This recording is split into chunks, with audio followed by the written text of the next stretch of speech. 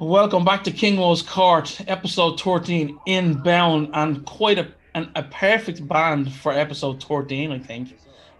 This is going to be a really good episode today.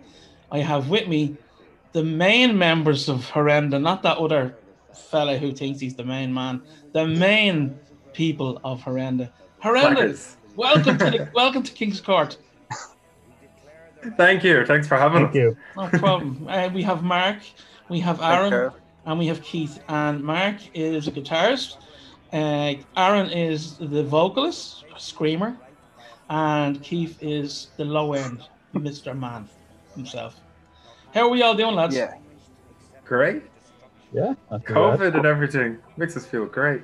Yeah, no, I've never met so many people since COVID. Like, on this, man. I mean. Yeah. I'm walking through the park and everyone's trying to stop me. Just chat, please. Yeah. So talk to me. How has lockdown been going for everyone? Mark, start with you. Go for it.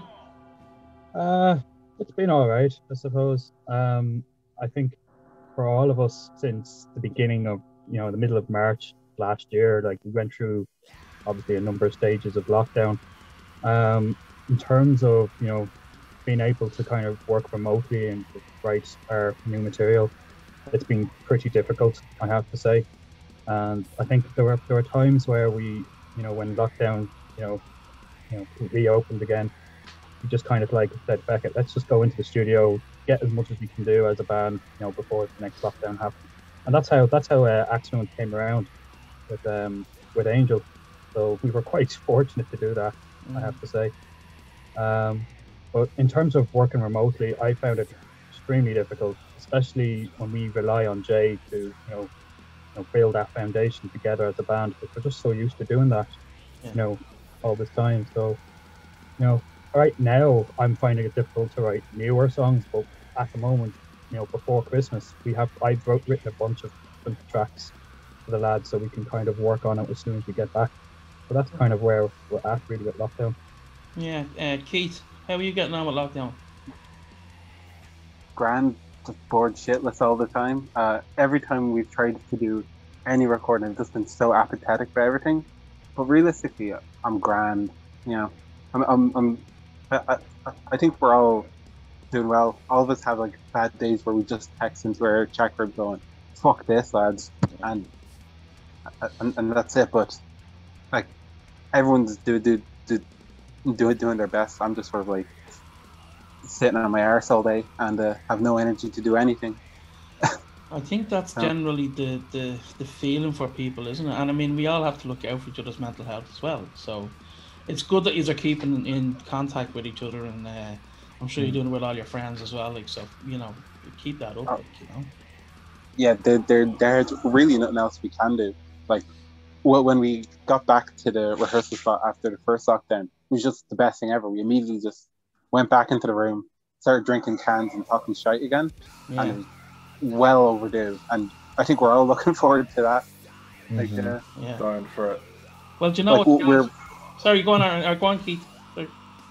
I was about to say that's a huge part of why the working remotely isn't working for us, because we're really just friends first. As cliche as that sounds, it's like most of this band is just going to the practice spot on a Monday, having 2 or 3 hours to just hang out, and then hopefully making a song or two.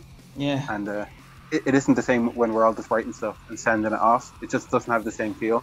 Yeah, I get that. Yeah. I was just gonna say, that period of in between lockdowns when every band in the fucking country was jamming their arses off. We got one jam in, right? And we tried it. We had a new guitarist who is Ed from Iona Death Cult. We've only had one jam with him since he joined the band. One jam. And in a year. In a year, because we haven't been able to jam, like so. And so yeah, it's fucking tough. Like, it really is tough when you're in a band. Aaron, I'm not forgetting you, man. How's your lockdown been? It's been grand, ups and downs between the whole, like, when you're trying to like write and try and do stuff at home. As Keith says, it doesn't really work for us because when we all get into that room to practice, it is more like we are friends that make music than musicians that are also friends, you know. And whenever we write, most of our songs just come from just jamming out stuff like constantly with each other. And when you're all separated in lockdown, you can't really do that. You're kind of sending ideas, and we're all trying our best to try and get stuff down and prepare for as soon as it's over, hit it running. So you have to staying optimistic and realizing that like when this is over, gigs will be coming back, you know. I'd like to think that I think I might have said this before, that bands won't be so choosy when they're picking, you know, gig mates. I'd like to see. I always loved the concept of different genres on bills. You know, that's just me. I I'd totally agree with you there. like yous and us and I don't know, jailbirds or something. You know, just something weird like that, just to mix it right up, like, you know. Absolutely. Like, I think one of Oliver's favorites, at least one of my favorite bands to play with, is the boys in Dirty Casuals from Cork. They're so different than us, and they're just fun. Every show we play, we always try and have it. Like when we choose our lineups, it's always been like we'll throw Craven on the set list, and he's like a one-man industrial like horror synthwave musician. Like, it's much more fun to hit and just find other bands who are interesting, cool to play with, and then people who are just fun to hang out with. Because even when the Coco comes to gigging, it's going to be just, let's just hang out with the lads again. Like, the first gig with a Two Tales of Woe and Horrenda is going to be madness. Imagine how that's gonna go. Well, it won't be downstairs in Fibbers anyway. I'll tell you that it'll be upstairs. Upstairs, yeah, absolutely, or somewhere else. I don't know. It'd be packed. well, I would hope to think that every gig that I'm hoping that this gives, and don't get me wrong, I love fans, I love people who go to shows, and we all have our diehards, which is great, and I love them all. But I'm hoping that this is going to turn people around and say, well, actually, do you know what? There's a fucking great gig on Saturday with 4 local bands for a £5. I think I'll go to that rather than paying €100 to the Tree Arena on a Tuesday fucking night. Like, do you know what I'm saying? That's what I'd like us to get to, and I'm hoping this kind of situation changes shit around a little bit. Maybe it may not. I don't know, but hopefully. Like a deeper appreciation, anyway, for the kind of local talents. Yeah, and by the way, when I was saying about the shitty gigs and all, or 100 million, I wasn't talking about DME, because DME are the ones that keep us all going as well. Obviously, absolutely. So just in case H is watching and he thinks I was slagging him, I wasn't. I was MCD and all that shit. You know? We're not slagging him either. We're good with DME. So, how is the album going for you? Dialtus, isn't it? Dialtus? How do you say it? Dialtus. Dialtus. That was right. Yeah. How's it been going? It's a fucking great record, by the way. Thanks very much. It's been going, we're happy with it. It was kind of like a random decision between all of us to release it during lockdown without much of a lead up or an advertising campaign, because people seemed interested already, and we knew that. I remember seeing, like, going onto like Facebook or Instagram, and then all this massive list of bands that I was joining for releases, they all delayed their records, like Carcass and all. So I'm like, oh, well, nobody has anything new to listen to. And then I saw what the Scratch did. The Scratch actually moved up their release. That's right. They were like, people want something to listen to while they're in lockdown. So that was one of our leading things. We kind of took inspiration from that and went, here, look, let's get it out there and let it just naturally take its course. And we're very happy with it so far. I think some nice numbers. It seems to be getting to other countries and stuff like that, which is great. It's a shame we couldn't like tour it or anything, but I think it's really helped us throughout COVID, where we actually to hit off the start of COVID, we had this nice big drop of songs, and then people were able to naturally find it through the Bandcamp Fridays or whatever. And very happy with it. Definitely. Mark, are you happy? Absolutely. I mean, I'm privileged to be part of these guys on this record. You know, it's my first record to be with a band ever in my life, so it's an absolute tick of the box for me. Definitely. I remember being in the studio with the guys. The amount of banter that was happening behind the scenes was unreal. You know, it's just every memory cherished for that album. Brilliant. Anytime I look, every time I look at the album, I kind of remember all the things that happened up in Belfast when we recorded it. So yeah, I'm absolutely delighted people are picking it up as we go along. I'm delighted for you because it's such a special thing to complete an album, and when you have that, then it's there for life, So it's great that you all share that experience together. This sounds real fucking corny, I know, but I know what you're talking about. So it's a great feeling to be able to share your creation with people, isn't it? Really is, like. Yeah, absolutely. And Carol, this is also why we love talking to you, because you also get that pure cheesy schlocky thing we do, where it's I just love the lads and I love making it and I love the process, and what everyone hears is only a little bit of what the album actually means to us, where for us it's remember that time Jay fell asleep on the couch or something, or Aaron had to sing into a telephone, or just something silly like that. Yeah. Tell me about that, man. That was after all the rest of the lads had recorded their stuff, I went in to record my vocals, and Josh from JSR Audio walks out and he hooks up an old red telephone. Wow. And he's like, Aaron, if you want to switch mics, you can sing into that. It's lined up. It's been mic'd up. Savage. So during one of the songs, I don't know if it was kept in the album, but I did sing, I think it was a part of Axe Wound, into the microphone wow. this, while the lads were berating me behind the fucking glass. Saying oh Aaron, we forgot to press record and everything. And I'm just like... That would have been a cool photograph to have, actually, if you took a photograph. Yeah.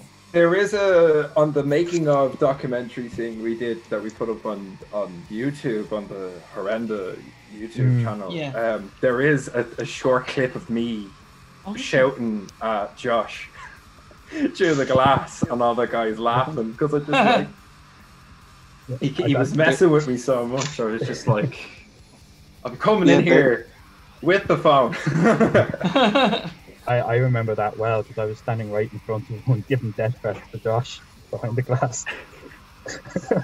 There's also on the album, I can't remember what song it is, but at one point we were all just sitting in the booth after Aaron had finished recording his vocals, and Josh just steps into the room and lets the biggest shriek and scared the shit out of all of us, and it made it onto the album. No It sounds like a sheep dying or something. It's just at the end of one of the songs. We're screaming, keep go. That. Yeah, just poked his head through the door and went high as fuck, and we were just we're not expecting it at all. What was it like working with Josh? I hear good things about Josh. Fantastic. That was our second time doing it. We had inadvertently won a fake competition. We made an April Fool's competition for a band to get a free single, and Dara had doing what Dara does and made contact with him, and he's like, actually I do want to work with you. So we went down and recorded a song. It went flawlessly. We had the whole single recorded in 3 hours or something. Wow. So stupid. And we were and Jay just sat down, our drummer Jay just sat down in one of the chairs across from Josh and was like, so how much for an album? and we just negotiated it right there on the spot. Within that one day, the 3 hours of recording, we just decided, oh yeah, we'll work with Josh, and he's so easy to work with.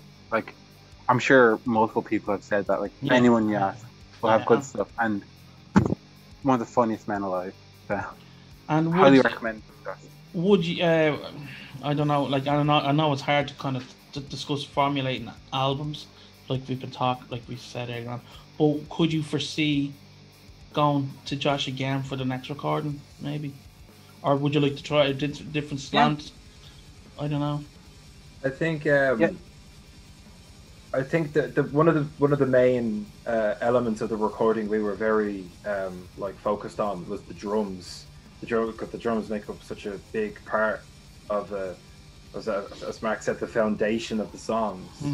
And we really wanted to get a really good drum sound. And it was after we did that first single, and that first single was Nerve Gas. Just the drum sounds were fantastic. He really knew how to record drums, and then everything else was just really laxed. We even had time to improvise a lot with him. He was really good at on the fly, running with our ideas. The opening to the Nerve Gas track, for example, is Keith playing his bass with a violin bow. Deadly. And that was like if I remember correctly, that was like an on the spot, like, yeah, let's just throw that in. And he was on the ball constantly. So I think we'll definitely be going back to him to get portions of what we have coming down the pipeline done. And then we have been, I've been chatting with the lads a bit about maybe looking into getting somebody else to mix it then.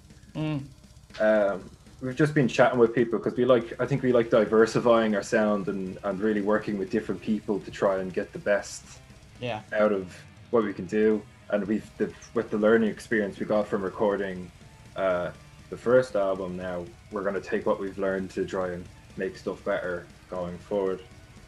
And is it a different? I mean, that's the thing. If the stuff is evolving in a certain way, it is. In my opinion, it's nice to get a different take on a sound or how it'll come across, Just kind of developing. Yeah, definitely. What we have going on and seeing all the cool bits, what we want to explore further, and just like working with different people. It's been a big part of Horrenda, the amount of guests on albums and working with different bands of different genres and stuff like that. And when it comes to us recording again, like I can it's more than guaranteed that there's going to be somebody coming in that we probably really didn't even foresee coming in to try and just add to it. Yeah, should be interesting. I'll get on it if you want. Definitely.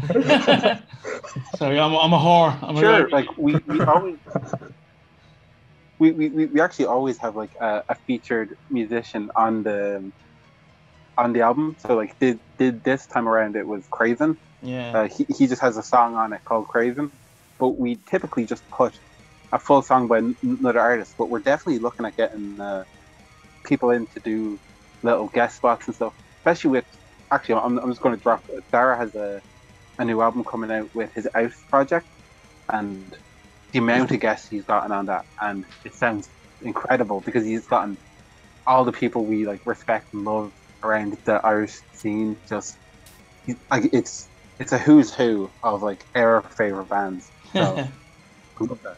So we'll talk to you after this, Carl, and see what we can do with it. I'm a dirtbag, I really am. No, I like work. I like that. Don't ask, you don't get. No, that's it.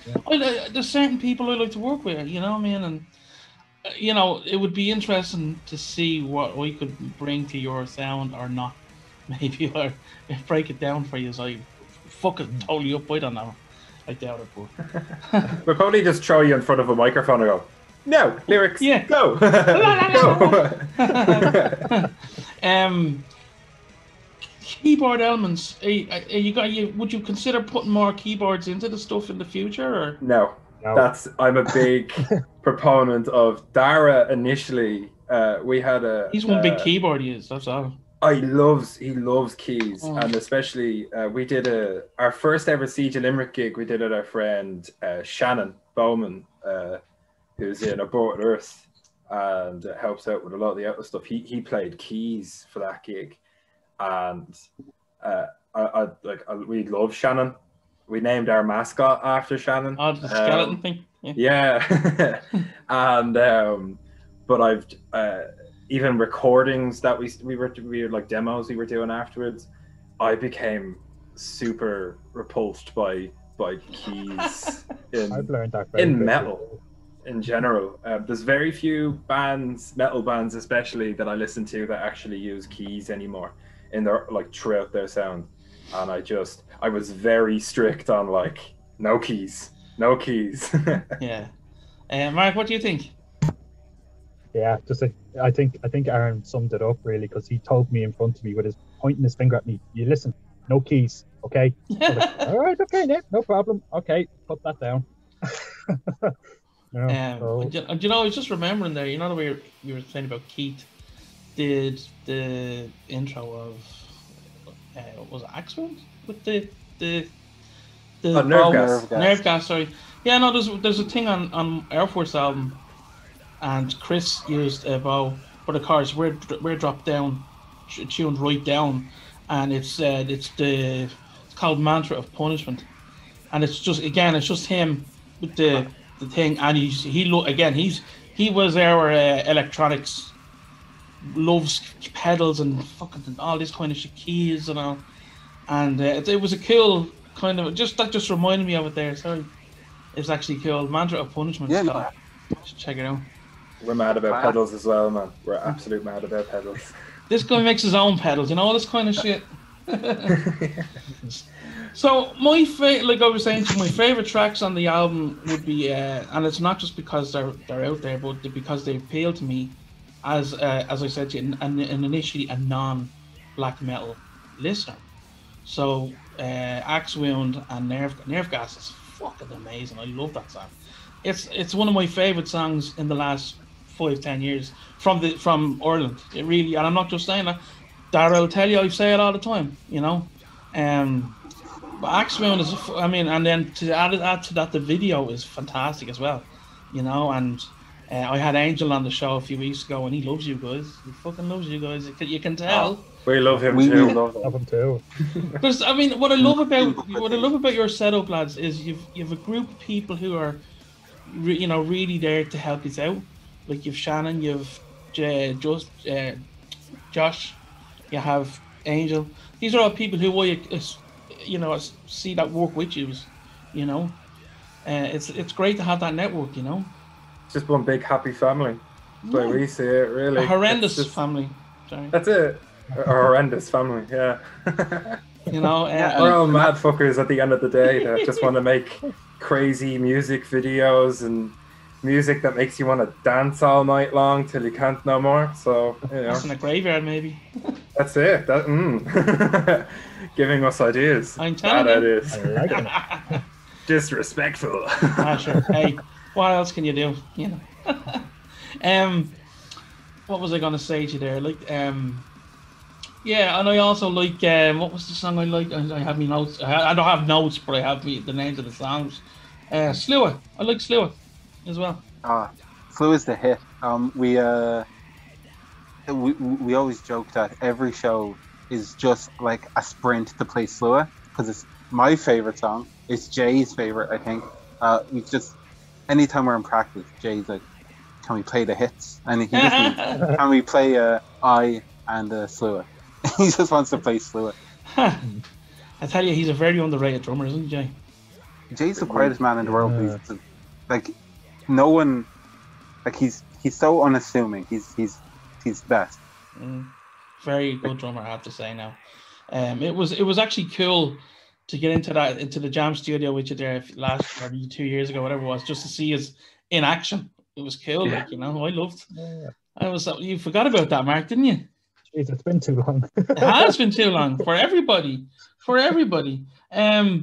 So give me an idea of, and this is going to seem like vocalist love here, Aaron.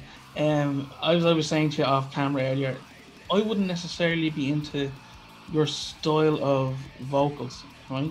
It's quite abrasive, okay? What prepares you to get, and as well as that, I can't do it. I've tried, I can't do it, right? Tell me how you get yourself prepared for that. Like, is there a way, or, you know what I'm saying? Give us an idea of how you do it, man. Well, it was a lot of practice. If you listen to like earlier demo recordings and stuff of Horrenda, it was a lot more. I was a big Mayhem fan, and I was trying to do that kind of guttural, kind of moaning sound like Attila does on The Mistress. But then, you know, I was quite young when I joined Horrenda, and my music, love for music and finding new albums and going out and getting more records, it started to expand. And I tried learning how to do more death metal and screamed vocals, and it was just Melissa Cross, learning a lot of stuff off Melissa Cross online and Art of Zen. That's exactly it. And just watching, the most important thing for me was watching my favorite vocalists, and I didn't even realize it at the time. Barney Greenway is a very important one for me, and Greg Pachado, probably one of the biggest for me in terms of like inspiration for vocalists, and just watching the way they carry themselves on stage and watching them in recording booths, body language. And then once I kind of started to develop my own voice, it's just a matter of, because I also got to music college as well, and it's learning, a lot of it's down to breathing. You need to get the breathing down, really get some power from your core, and then you can start, once you kind of get that bass down, then you can start practicing and doing weird stuff with your voice and stuff. The major thing is to not hurt yourself, because if you're hurting yourself, it's going to come back to bite you eventually. People straining themselves on stage it's especially now, I watch it and it's quite horrific. I'm like, no, don't do that to yourself, please. And so yeah, it was a lot of just being in the studio with the lads after just constantly listening to music, constantly looking into new stuff, because sometimes it's different. I've met other vocalists even within the Irish scene, and they saw me getting ready before I went on stage. It was actually our last gig. It was a Metal to the Masses gig, and they saw me preparing before I got up on stage, and I was walking around in circles doing these crazy breaths. So just, you could see my entire core like going in and out and stuff like that. We're like, are you okay? Do you need an inhaler or something? It was just, everybody has their own, I suppose, warm-up methods and stuff. Yeah. But I would say, just if anybody's looking to get more into doing, especially the more extreme stuff, focus on basically your favorite artists and watch how they carry themselves on stage. And if you can find behind the scenes stuff, it's amazing. It's really helpful. I used to warm up to the Bee Gees. That's the difference. That's an amazing song to warm up to. That's the difference between you and me. I warm up to the Bee Gees, you know what I mean? Mark, I think we may have talked about this before at one point, but who would be your main influence as a guitarist? Oh wow, I have so many. Okay, well, give me one. We only have an hour. Straight off the bat would be Pink Floyd. Okay. You know, my inspiration for playing the guitar in the first place would be David Gilmour. So, you know, his way of playing has really, you know, had really pictured a way of how I would, you know, express how I play the guitar.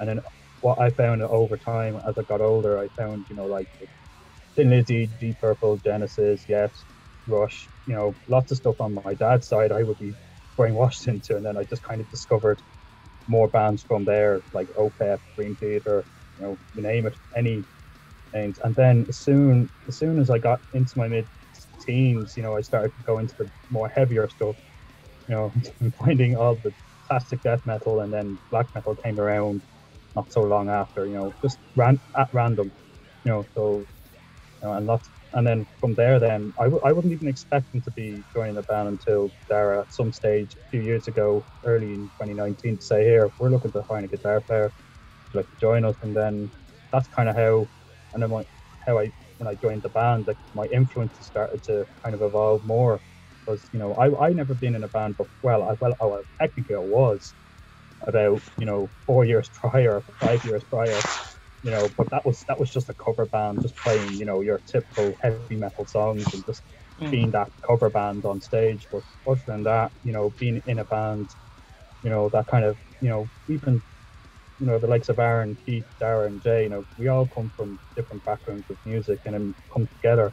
And Aaron sent me loads of different bands, Keith sent me loads of different bands, so did Dara, and I started to evolve into this, new guitar player. So, all these discoveries that I constantly discovered to this day, evolved as a guitar player for me. And that's kind of how I am now as the guitar player. And I think, again, for me, that's what I think makes you guys such a unique prospect. Is there's so many different backgrounds, so many different styles, that, like I said to you, someone like me who, like, I think the furthest I've ever gone with black metal was a bit of boresome. I know that's pretty intense at times, but like, as I said to you, I do love that you can hear everything, and I'm only used to hearing that about black metal being shitty recorded stuff, and it's probably a little bit close-minded because I'm only starting to really embrace black metal now, and it's great to hear one of our own bands, I suppose, doing what I think should be black metal, and I think it should be well produced, and you should hear everything. Like, I mean, imagine if let's be honest, right? Imagine if it was shit recording and you couldn't hear the intricacies that Keith plays, for example, because he's a fucking beast on that bass. Like, in fairness, I don't want to sound like I'm throwing shit, but like, the one thing I think I'm proud of the band is that none of us are gatekeepers. We don't like go in and stand in the studio and go, this has to be like that. You may have some opinions, like my prejudice against keyboards, but I generally, there's no like, your music is too clean. It's not. It needs to be dirty. It needs to be sound like it's being recorded through a potato. You're not singing about Satan all the time. You're not doing. I was like, that's not fun. It's not why we're here. Once you start putting stuff like that on yourself, I think that you're trapping yourself as an artist, as a musician. Absolutely. Remove all barriers to entry. And then, you get a more enjoyable product for yourself, don't you? Definitely. Like, the fact that we were able to get you, who's not like regularly into like black metal because it's so extreme and stuff like that, we were able to be like, but our stuff, it's. I think that was one of the good things about the album. It's not melt your brain, like can't hear the drums, can't hear the bass, the vocals are too all over the place, don't know what they're saying. I think you can start to piece stuff together a lot easier. Yeah. Then you can start getting into, if you want to, like, other stuff, Yeah, absolutely. Keith, what do you think? Because you're very quiet there talking. Sorry, yeah, no. But what Aaron's saying about that, about not being gatekeepers and not shunning people for not liking it, because fuck that. Like, even at our live shows, even before the album had come out, we'd have this whole thing of like, when we were playing in Waterford or anywhere, we play anywhere random, people would come up to us after the show and go, here, I really don't like this music, but I loved that. Like, people seem to have gotten it, and the album seems to have like translated that really well, and that is like part of like why we wanted the God production. We didn't want to get stuck in you have to be true cult or anything. It's like, we want people to enjoy listening to it, and we want to be able to listen to it and hear an actual progression in it, because if everything sounded like the Red Room demos, then there'd be no growth in the band. And we're not, like, when that started, Aaron, I think you'd been in the band a week or something.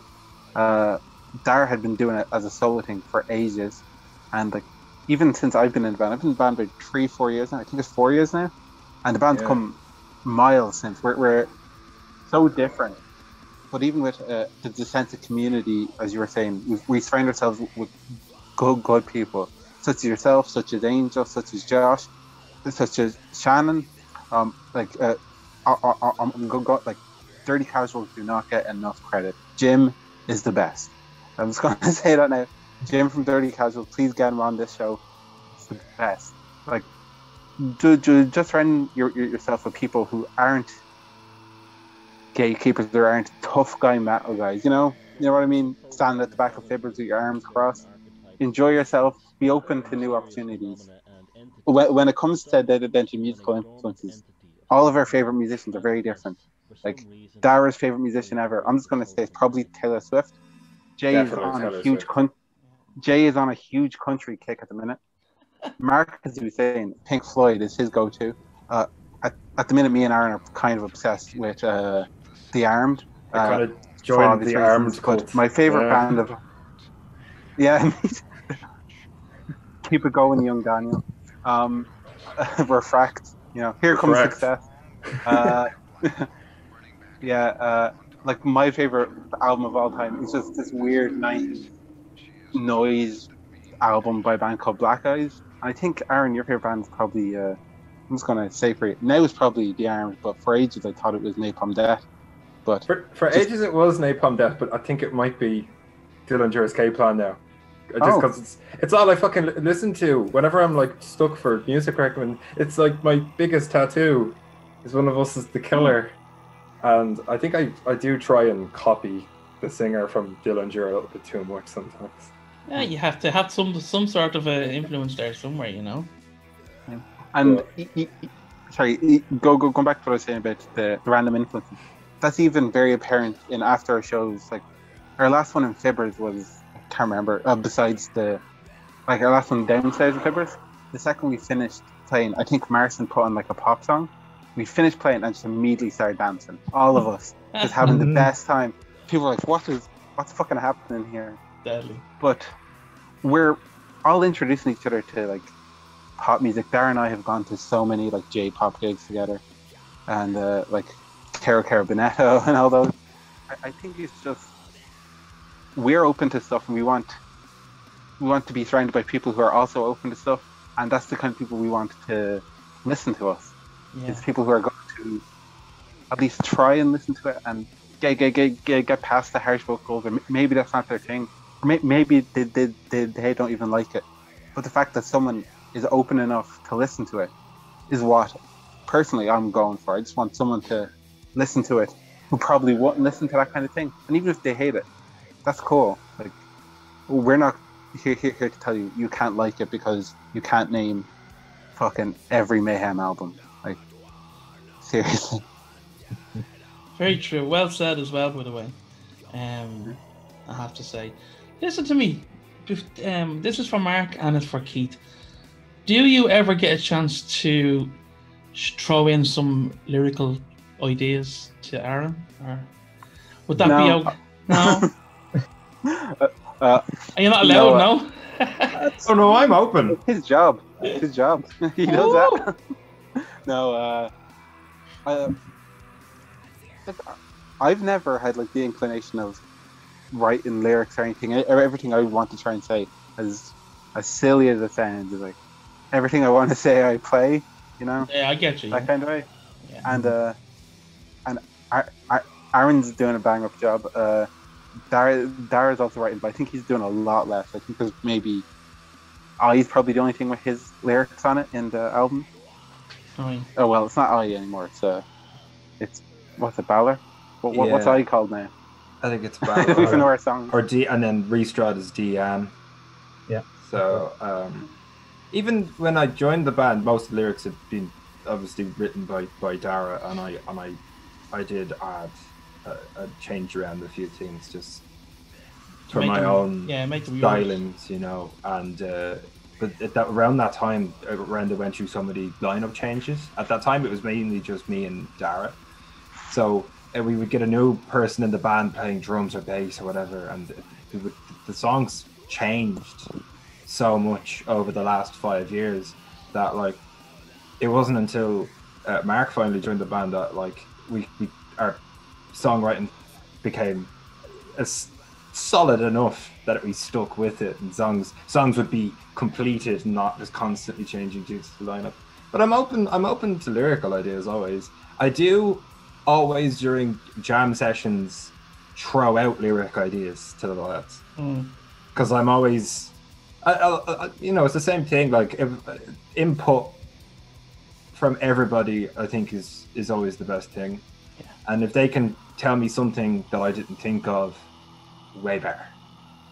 Yeah, like I did say it's just your job, but like you do come into them and come into us and actually show us what you're working at. It's not like we're leaving you to do it. It's like we're leaving it in your well capable hands, you know. And then you'll come in, and as a band, like as positive and happy as we are, we're very very good at telling each other, no, that's shite, and just no hard feelings, and just stripping songs back. Like most of our writing process is subtractive, where like, there's too much going on there, or that's not catchy. Like that's the thing. Like we love catchy music, so our music's kind of inherently going to have a go be a bit of a bop, and and yeah, like if anything we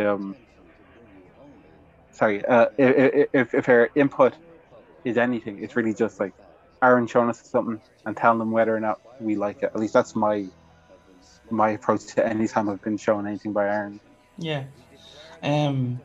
Yeah, because no, I it was just as a vocalist, I personally would always love the lads to bring me something in, but it's almost like they're afraid to bring me fucking lyrics in, you know what I mean? And as if I'm gonna just say, here, no, that shit, like, you know.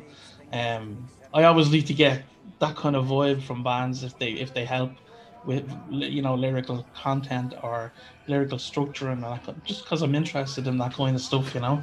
So I was very interested to hear, of course, other bands and that kind of stuff. Anyway, I'm like a fucking nerd when it comes to lyrical stuff. Sorry. Listen, we've been in lockdown a lot now. Have you been watching any movies?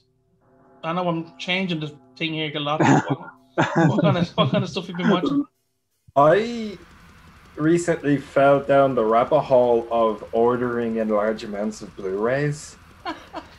Because if I really want to watch a movie, I don't legally download, and Netflix can only give me so much.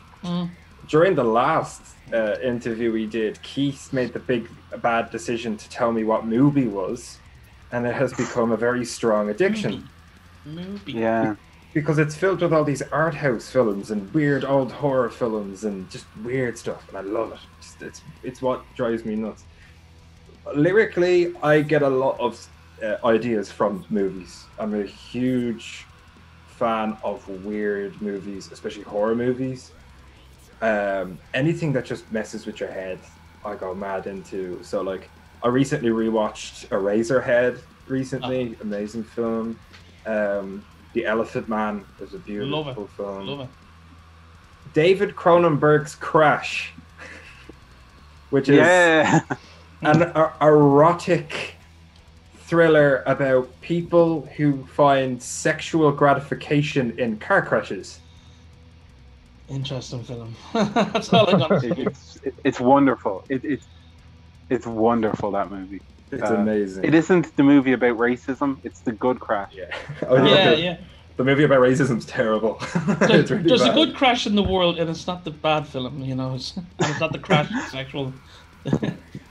I tell you, I think I had said it on a previous podcast, but I'm interested to see if you guys have watched it, and it's sort of taken me by storm. It's Hereditary. Fantastic. Fucking love that. Oh yeah, Fantastic movie. I know. Me and Mark, actually, when we were writing Nun's Tears, me and Mark constantly talked about Hereditary, and Hereditary made its way into, it's a new song that we've written, and we've played part of live before, so it's okay to talk about, because wasn't it called Midsummer originally? Yeah, it Wasn't was it just called Midsummer? But I didn't like Midsummer. That was the thing. I started throwing in more stuff from Hereditary into it, because I sat down and watched Hereditary with my brother one night, and we were just like, that was nuts. And I think the first person I texted afterwards was Mark. I was like, watch this, get ideas. Because the soundtrack is amazing. Yeah. That's brilliant. Did you watch it, Mark? Yeah. Oh, absolutely, I've watched it because I remember going back to Aaron, thinking, Aaron, watch that scene again. What does that remind you of? Like, just think of the song we're writing, and then watch that scene again. And he came back to me, and go, "No way!" Yeah. It clicked spontaneously. Oh, cool. Worked well. Yeah. I'm dying to hear that song now because, like, as I say, like that film has just taken me over.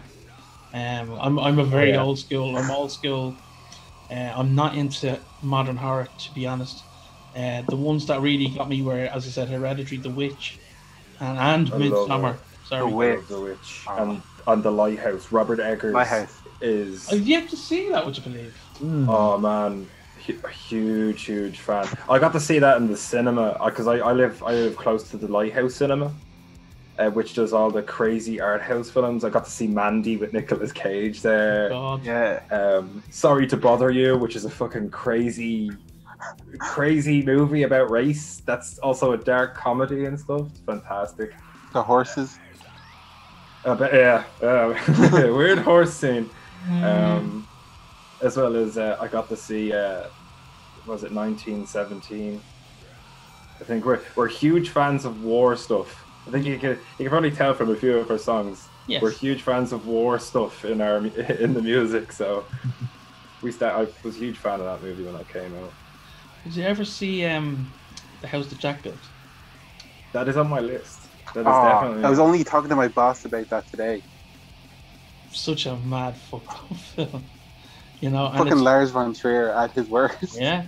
Oh, is it Matt Dillon, isn't Vile. it? Matt Dillon is the thing, is the front main man. No, not Matt Dillon. Yeah. Anyway, we'll figure it out, but he has that face. Yeah, it's Matt. Yeah. It's a man out of Something About Mary. There you go. He's the boyfriend. Yeah, it is. Yeah. He's not in many films anymore, is he? No. But that film is just. And actually, here's a cool trend. Actually, feels, films that, you know, like say, normal actors did on their list that you wouldn't have expected. I'll give you an example. Robin Williams' 1 Hour Photo. Yeah. Yeah, I love that movie. Right. Michael Douglas, Falling Down. Great movie. Yeah. Great movie. Kevin Costner, Mr. Brooks. Tell me you've seen that, lads. I've not seen Mr. Brooks. Mr. Brooks, he's a serial killer. No, I haven't watched this. There's another one for you to look at. But I love that. I love that when people who you wouldn't expect to do films like that come along and do a fucked up film like it. It's great. It's kind of like how a lot of actors, like George Clooney's first film was Attack of the Killer Tomatoes 2. Yeah. Was it Jennifer Aniston was in The Leprechaun? Like they all started off in these really low budget horror movies. Even James Gunn, who made like Guardians of the Galaxy and stuff, the first movie he ever worked on was Tromeo and Juliet, which is this weird, crazy trauma film where they did a really messed up like version of Romeo and Juliet, where the narrator is Lemmy Kelmeister from Motorhead. Oh wow, you can't get better than that. That is nuts. Yeah. Mark, what kind of films are you into at the minute? Oh, jeez, you're asking the wrong person. I watched the odd film here and there, but I think the last film I probably watched was the last discussion was Hereditary. I quite enjoyed. I can't remember exactly. I think it's called 1922 movie on Netflix. I just stuck something on random. Like I was like, here, click on Netflix, put something on random, and just watch it. So I've watched this movie 1922. It's kind of based on in the countryside of America where they there was like this family, and it's kind of like it's a thriller movie. So it's kind of based on this family, and how would I say, I think it was whether the one. I can't even put it to words because it's a strange movie. So, it's basically a man and a wife and a few children, and then I think your man goes insane and kills the wife, and then has to bury her somewhere. It's like well nearby the house, and then things go crazy. After that. But after that, I remember watching it halfway through, and I was like, "What the hell am I watching?" I couldn't get my head around what was going on. But, Is you that know, the it was based Stephen on this King film. one? I think so. Yeah, I think I've seen a bit of that. That is nuts. That is a It weird is, because thing. I can't really explain it. It's just I just watched it and just let it just happen. Just let it watch. And it's going like, okay, you got this one scene, and then it stays still, and then it zooms in.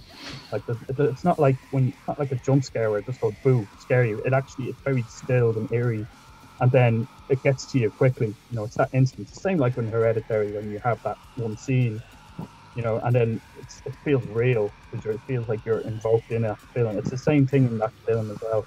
But I can't remember how it ends anyway. Let's put it that way. It's just one of those films. I love when a film has not a happy ending, a bad ending. I've got a fantastic recommendation for you, actually, and this was a recommendation to the rest of the band by Dara. And I think it's taken the band by storm. I'm pretty sure you've watched it, Mark, and I know you watched it, Keith. It's an old film called The Devils. Oh yeah. Devils. Yeah. I finally watched that during lockdown. I ordered it in, and I got wrapped up in the story about it. Like, the Warner Bros. Originally produced it, and they won't allow anybody to watch it anymore. I had to get a DVD off the BFI, and there's all these people campaigning to get the director's cut released, but Warner Bros. Are afraid if they release it, they'll get in trouble because of how blasphemous the film is and stuff. That's the one with what's his face? Ken Russell. Yeah, it's a fucking mad film.